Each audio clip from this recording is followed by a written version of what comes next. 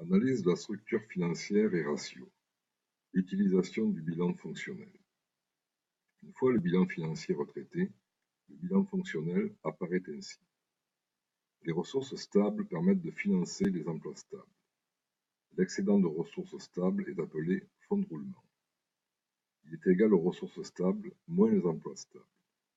Ce sont des capitaux à long terme qui vont permettre de financer une partie des besoins liés à l'exploitation.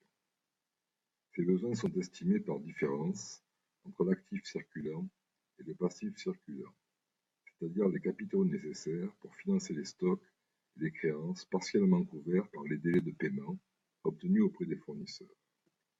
La différence entre le fonds de roulement et le besoin en fonds de roulement, l'excédent de ressources à long terme, constituera la trésorerie nette. Si le fonds de roulement est supérieur aux besoins, la trésorerie nette sera positive. Sinon, la trésorerie nette sera négative, situation délicate car l'entreprise ne peut plus faire face à ces échéances. Selon l'origine du déséquilibre, plusieurs actions sont envisageables. Si le fonds de roulement est insuffisant, traduisant un manque de capitaux à long terme, il peut être envisagé un apport en capital ou le recours à l'emprunt.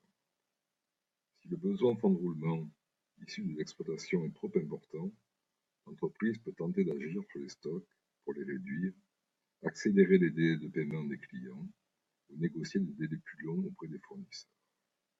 Le choix de la solution retenue dépendra d'analyses plus approfondies au travers de différents ratios. Tout d'abord, une analyse de la structure financière à long terme. Pouvons-nous emprunter? Le calcul du ratio d'indépendance financière apporte un début de réponse. Il correspond aux emprunts et dettes financières fois 100 sur les capitaux propres et doit être inférieur à 100%. Il mesure la dépendance de l'entreprise auprès des banques. Plus il est faible, plus l'entreprise est indépendante.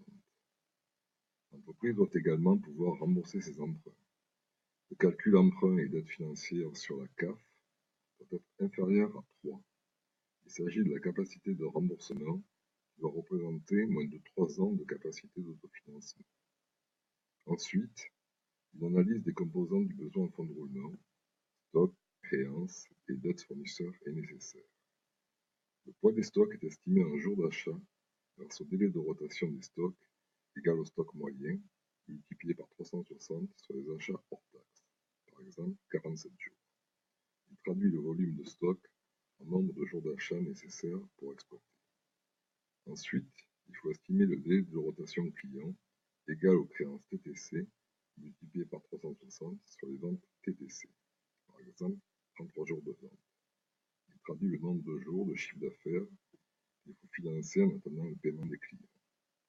Enfin, l'entreprise trouvera un financement grâce au délai de rotation du dette fournisseur égal au dette fournisseur TTC multiplié par 360 sur les achats et services extérieurs TTC, par exemple 35 jours.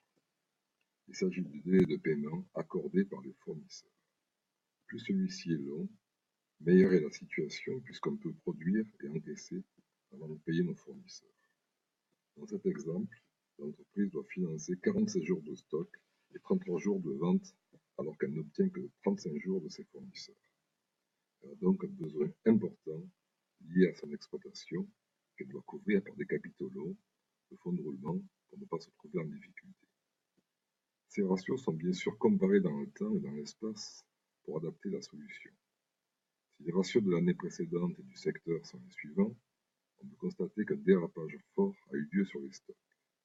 L'entreprise a su fonctionner avec 32 jours de stock l'année précédente au lieu des 47 jours. Un effort est à faire. La gestion des créances est déjà optimum. L'entreprise est payée à 33 jours contre 37 dans le secteur. Il est peu probable de pouvoir faire mieux. Enfin, le paiement aux fournisseurs s'est dégradé.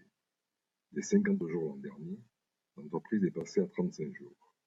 Le secteur, lui, s'établit à 42 jours. Il doit donc être possible de regagner la confiance de nos fournisseurs pour allonger de nouveau ce délai, ce qui ferait de l'oxygène à la trésorerie. Ainsi, grâce à ces ratios et à leur analyse dans le temps et dans l'espace, des pistes d'amélioration seront prises pour maintenir la stabilité de la structure financière en agissant sur le long terme, le fonds de roulement ou le plus court terme, le besoin en fonds de roulement, pour éviter de mettre en danger l'entreprise. created using Powtoon.